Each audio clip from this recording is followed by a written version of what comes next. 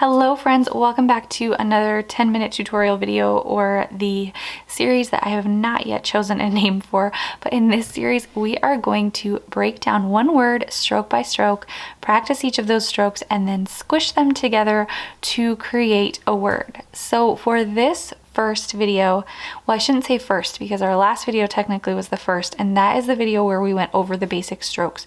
So if you are brand new and you have not watched that video yet, I would recommend to go back and start with that video, grab those worksheets and practice those strokes, and then come back to this one. But I will link the whole playlist in the description box below so that you can start at the beginning and just kind of watch through that.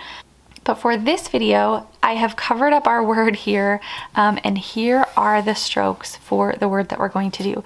So all of these strokes, which there actually are not very many, but when we squish them together, they are going to create a word. So I'm just going to take a quick second to let you pause and see if you can guess what this word is, and comment below the word if you get it before I uncover what the word is.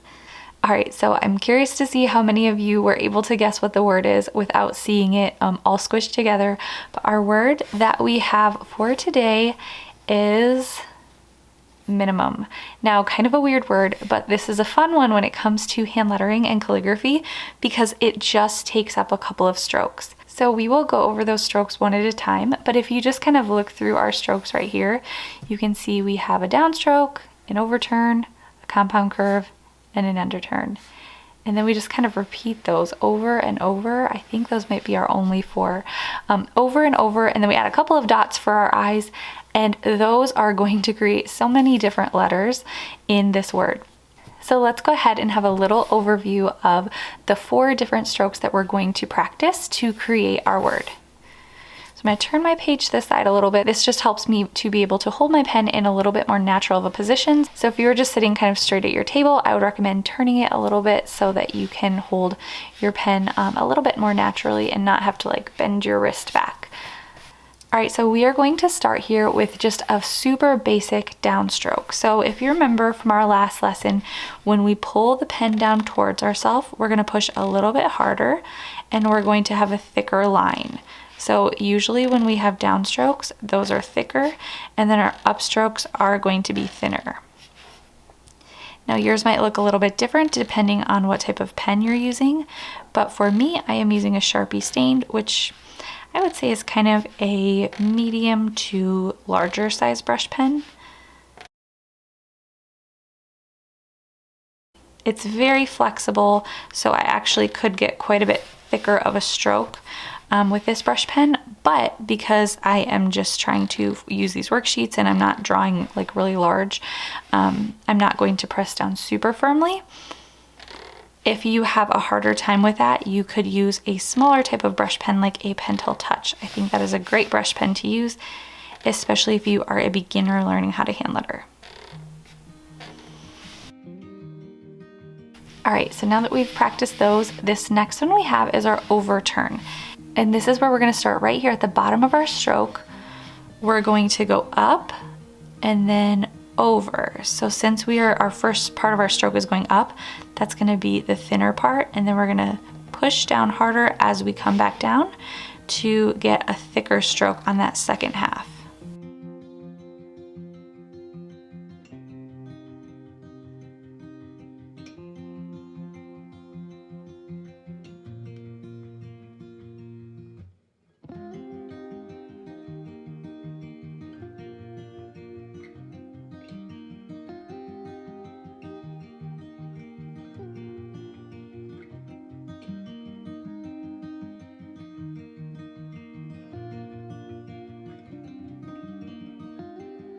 All right, so this next stroke is kind of a combination between our second and our fourth stroke.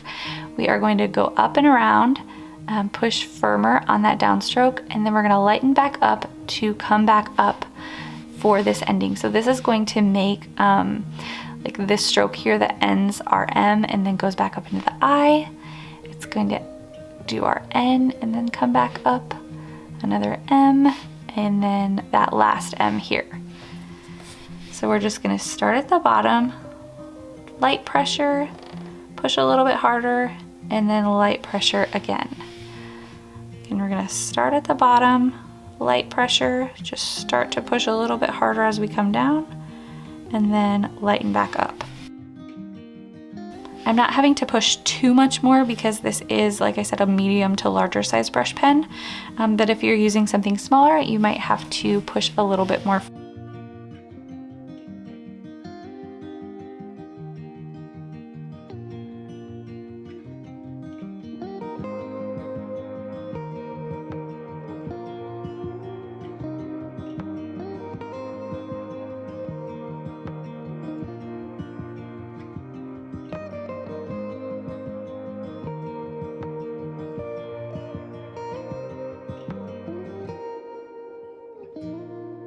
And then this fourth stroke that we are going to practice is our underturn.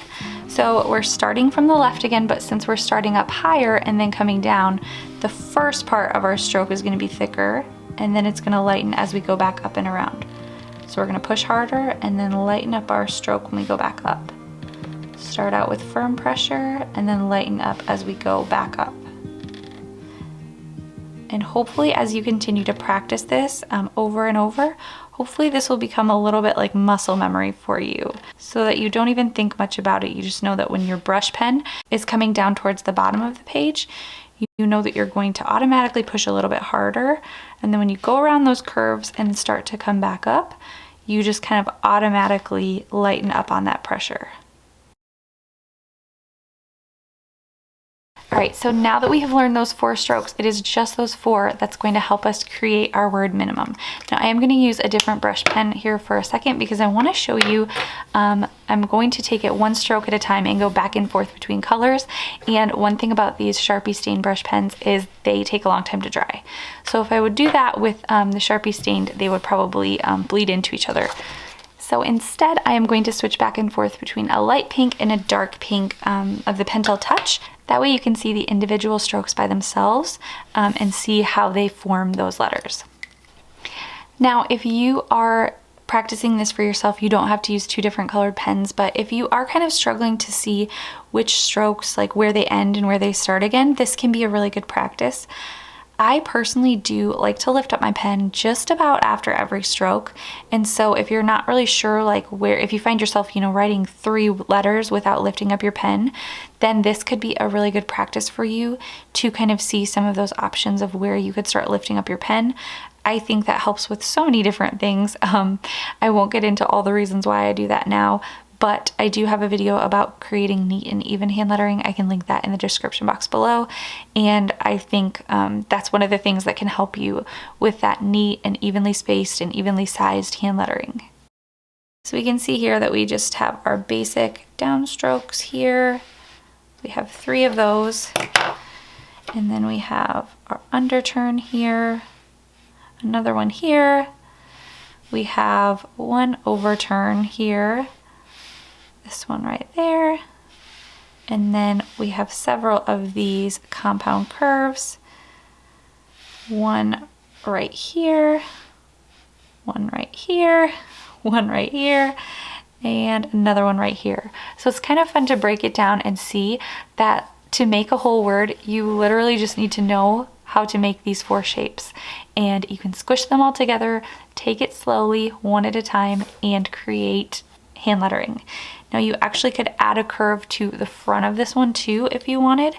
I don't usually do that, but that's another way that you can start. And so then your minimum would look like this. So this is a word that I think is really fun and helps you kind of get into that hand lettering flow, because you can get into a nice little rhythm when it comes to making these shapes and turning it into this word. Again, if you did not get this printable, I will leave the link in the description box below. Or if you want to start at the beginning of the playlist for these word breakdown videos, I will link the playlist in the description box below as well. If you are brand new to Letter Together Fridays here on my channel, I will link the Letter Together Fridays playlist where you can start at the very beginning and just watch through all the videos if you want.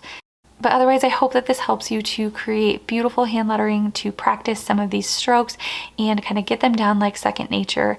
If you have any questions, please leave them in the comments below. Thanks so much for joining me. I hope you have a great weekend, and I will see you next weekend for another Letter Together Friday.